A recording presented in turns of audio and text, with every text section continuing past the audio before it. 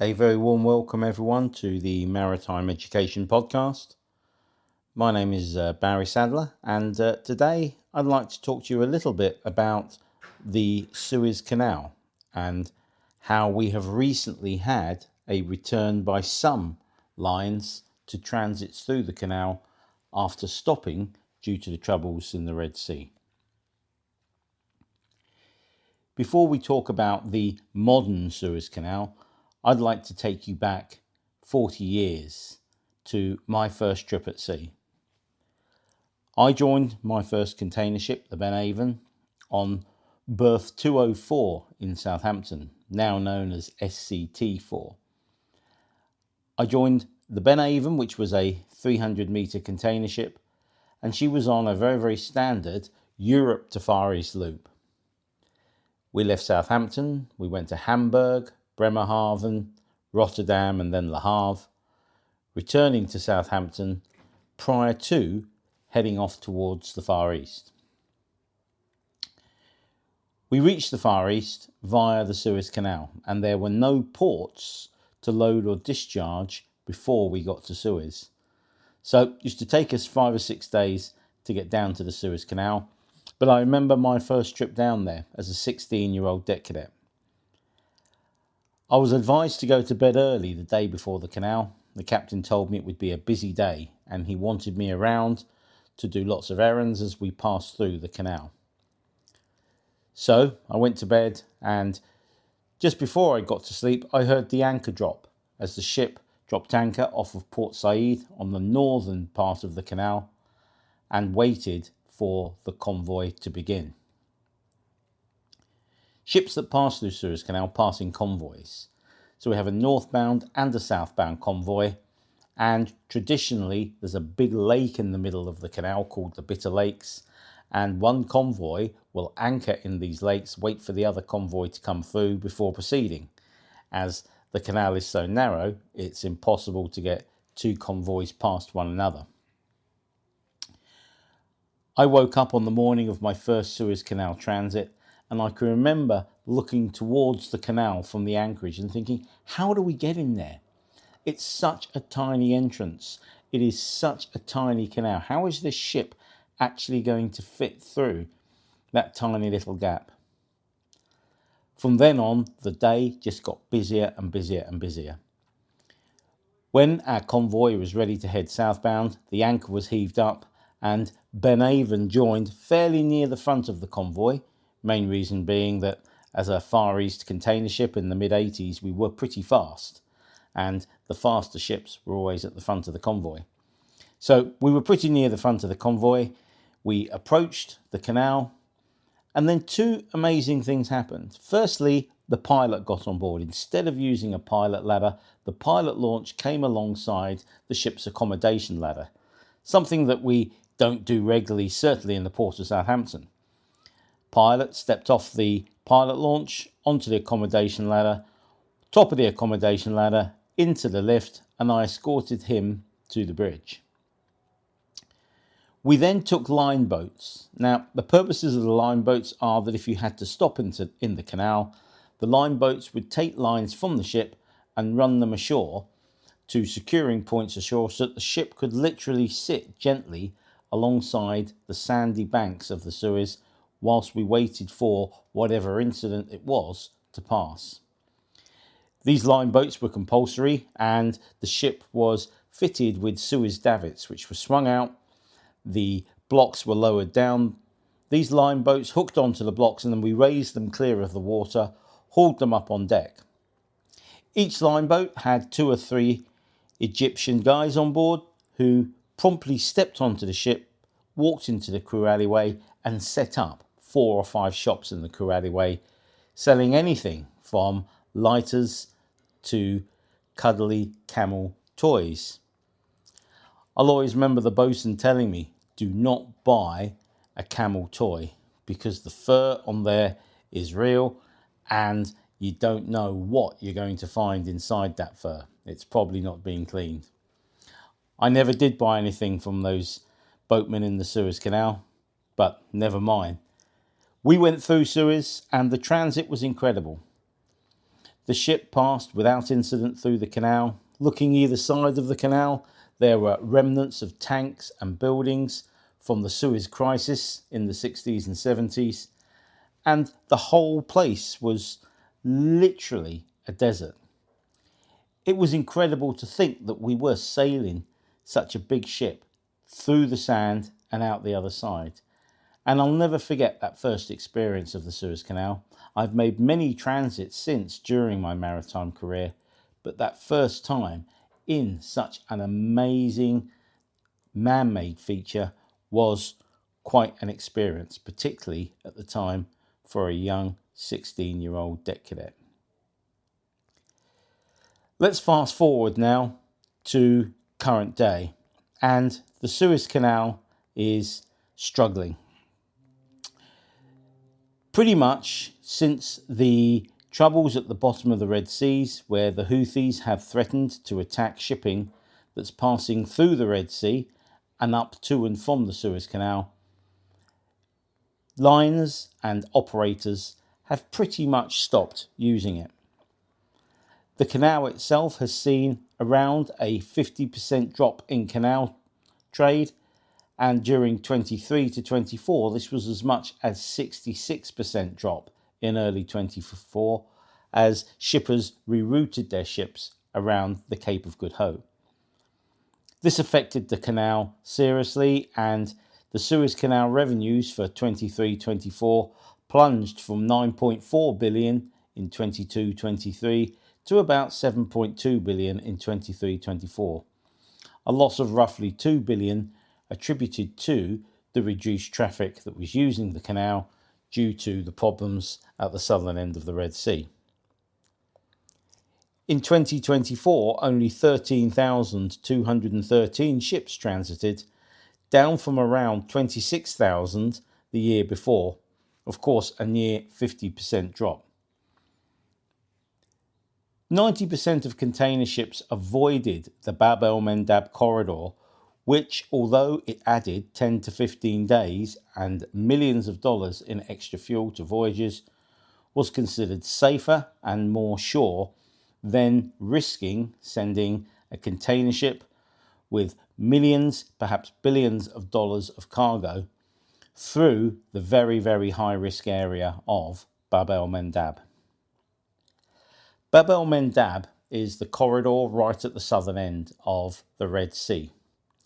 Hell's Gates, we used to call it on the container ships, because it was so hot as we used to pass through. I hear now that Hell's Gates is even hotter than it was in the 80s when I was a cadet regularly going through there. Due to global warming, the heat down there, I'm told, is now almost unbearable. I remember getting my first experience of forgetting to put a tool inside water when we went for lunch, and leaving my metal tool on deck, my metal spanner or chipping hammer on deck, and when we came back from lunch trying to pick it up, only to find that it was so hot I couldn't touch it. The bosun re-educated me, told me that when I went for lunch, the straits were so hot that I had to place my tools in a bucket of water so that when we came back from lunch, we could actually pick them up without hurting our hands. I can remember him tutting at me and dousing down my chipping hammer with water so that I could actually pick the thing up and recommence work. But unfortunately, the Straits of Bab el-Mandab were subject to Houthi attacks, which began in October 2023 when Yemen's Houthis launched missiles and drone strikes on commercial vessels in the Red Sea, particularly those, of course, connected to Israel, marking the start of really what became known as the Red Sea crisis. From November 2023 to early 2024, over 60 merchant vessels were targeted, with more than 30 ships damaged, and at least 2 of these ships were sunk. This, of course, was the start of the decline of shipping through the Suez Canal. But why? We all know that ship owners are fairly scrupulous and that they like to make a lot of money from their ships. So why did they stop going through there? We'd like to think that it's because the ship owner would like to keep the crew safe and perhaps even maintain their property, but ultimately it's the cost that started to escalate with having to send ships through the Suez Canal. So a comparison between the two is very, very evident when we look at the costs associated with Suez Canal route and the longer route around the Cape of Good Hope. So that is, of course, leaving the Far East, heading across the Indian Ocean, round the southern part of Africa, and then up the west coast of Africa to Europe, sometimes popping into the Mediterranean, but most of the time bypassing the Mediterranean and coming straight to Europe from the Cape of Good Hope. The Suez Canal itself is a critical artery in global maritime trade, and it sees a lot of ultra-large container ships using it before the troubles in the southern end of the Red Sea. Several factors are evident in the amount of ships that used to use Suez, particularly the amount of ultra-large container vessels. The economies of scale, fleet modernisation, canal capacity upgrades, and geopolitical and economic factors all contributed towards pushing through a lot of ultra-large container ships through the canal. But with the problems in the southern end of the Red Sea, this all changed. It takes between 10 and 15 days extra to go around the southern end of Africa and avoid the Suez Canal. Ultimately, you're avoiding the Red Sea, but that avoids the Suez Canal. It's a shorter route to go through Suez, between sort of 9,000 and 11,000 nautical miles from Shanghai to Rotterdam via Suez, and that shorter sailing distance saves around 30% of fuel compared to going around the Cape of Good Hope. So at the end of the day, the Cape of Good Hope route would use more fuel. Now, it adds an extra 3,500 to perhaps 4,500 nautical miles to the passage, which is roughly 10 to 12 extra days at sea. So depending on the bunker fuel prices, it's probably an extra $500,000 to $900,000 in fuel to go around the bottom end of the Cape of Good Hope, compared to the shorter route through the Suez Canal. But the route through the Suez Canal has extra costs associated with it. The first extra cost is, of course, the canal tolls. Now, for a fully laden ultra-large container vessel, let's say 20,000 TEUs plus, the canal tolls are between $700,000 and $850,000 per one-way transit. Now, at the moment, they've got a deal on, believe it or not, in the Suez Canal, where up to the 13th of August, if you do transit through the canal, then after 30 days, you will have a 15% rebate. So this has actually brought down the cost of the transit through the Suez Canal, but even this hasn't lured the ultra-large container trade back through Suez. Why not? Well, it's war risk insurance that is killing the trade.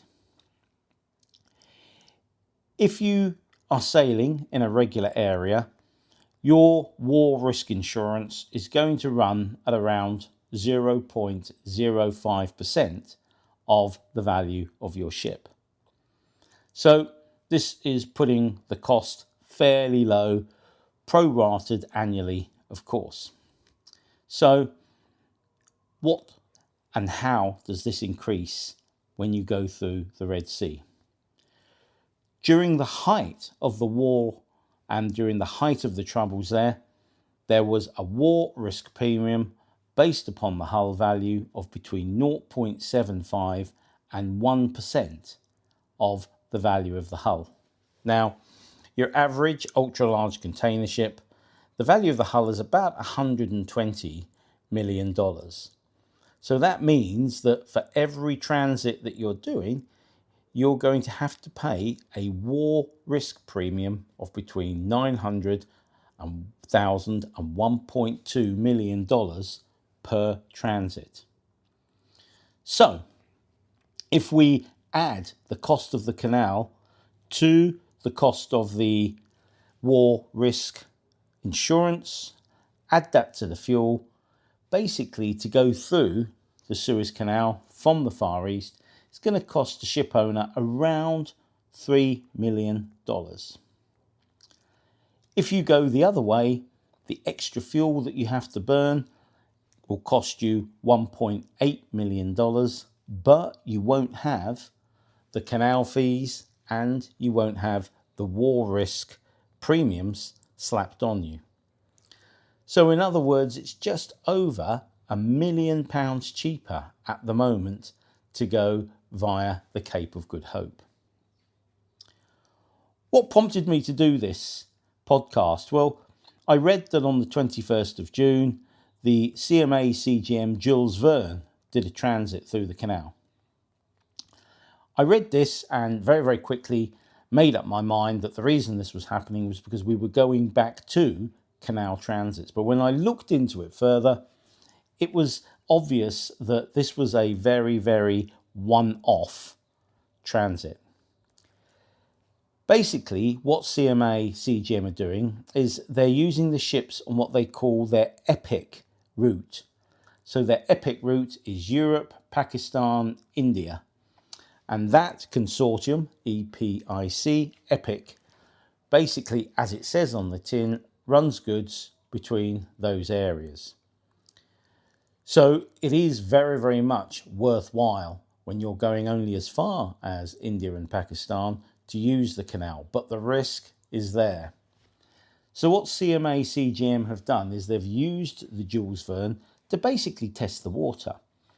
They are looking to see what sort of risks are going to be faced by the ship, what sort of costs are going to be placed on the vessel, and how this is going to compare to the costs that its Far East lines are going to have to take into account if they go back to using Suez.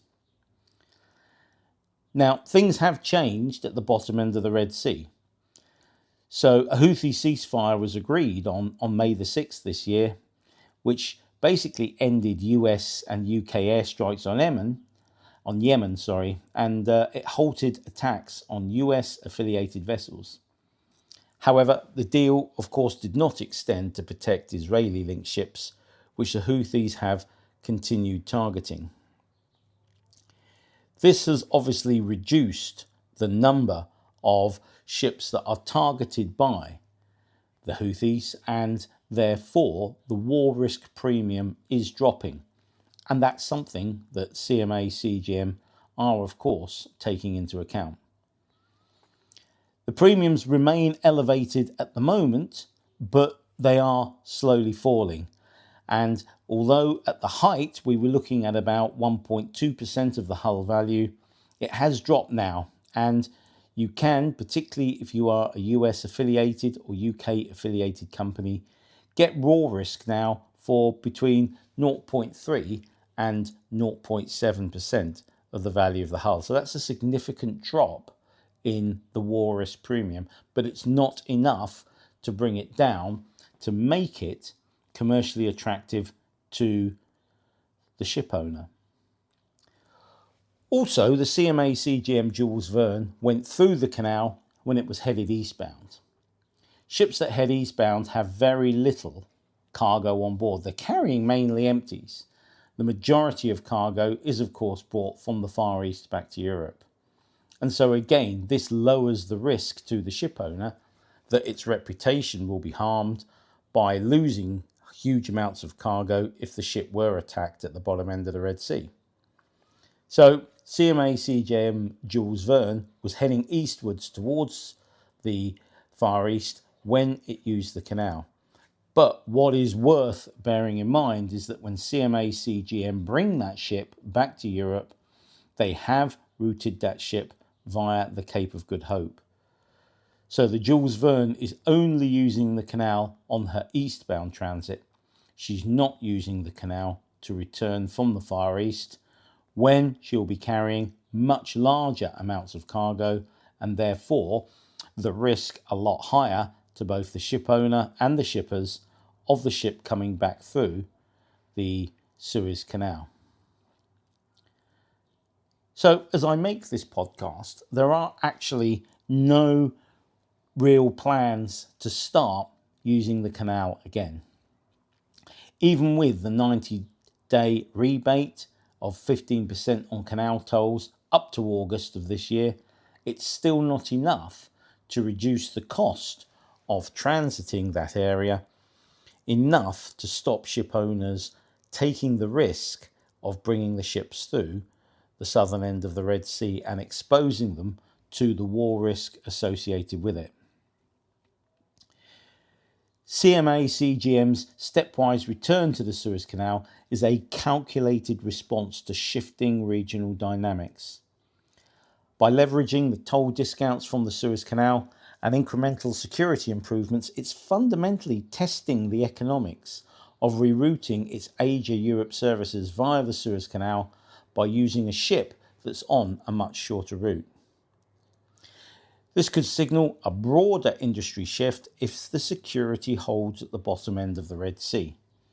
So if the Houthis do what they have promised to do and not target the majority of flag states, then CMA CGM is leading the way with a measured test and learn approach.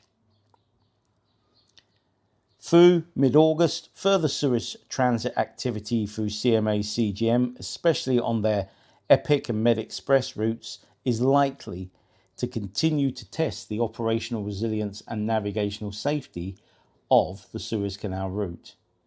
And if their return proves profitable and reliable, then rivals to CMA CGM will reassess their longer Cape detours. It is worth bearing in mind that although when these Cape detours started, we saw a delay in the supply chain to Europe, this delay has been swallowed up by the fact that the ships are carrying more cargo, there's more ships on the route, and now we know what to expect when ships are detoured via the Cape. We know how long our goods are going to take to get from the Far East. So everybody has pretty much accepted that. Now, of course, if you can knock 12 days off the transit of getting something back from the Far East, that's going to make life a lot easier for the receivers in Europe and the goods coming to the general public. Because at the end of the day, if you want something, the ability to get hold of it quicker is always something that's going to help pretty much every business, if not indeed help every individual to get their hands on something just a little bit quicker. At the end of the day, we need to continue to watch what's happening at the bottom of the Red Sea in order to gauge whether or not CMA CGM's nuanced schedule strategy actually works. At the end of the day, it's not something that we're going to see happen in the short term. It's something that will happen bit by bit as and when the liners and the companies start to see that people like CMA CGM are making money and gaining cargo by using the more risky Red Sea route. Suez Canal, of course, hasn't just been affected by the Houthis. That's the most modern and up-to-date reason why the canal is quiet. Don't forget, the canal has seen some pretty significant problems. Back in 2004, a ship called the Tropic Brilliance, which was an oil tanker, grounded in the canal, causing the canal to close for 3 days before they managed to refloat it. Several smaller vessels have been aground in the canal, but they've only blocked the canal for a few hours. And I'm sure pretty much everybody remembers the Ever Given blockage, which on the 23rd of March 2021, the ultra-large container ship Ever Given wedged itself across the canal and blocked traffic for 6 days.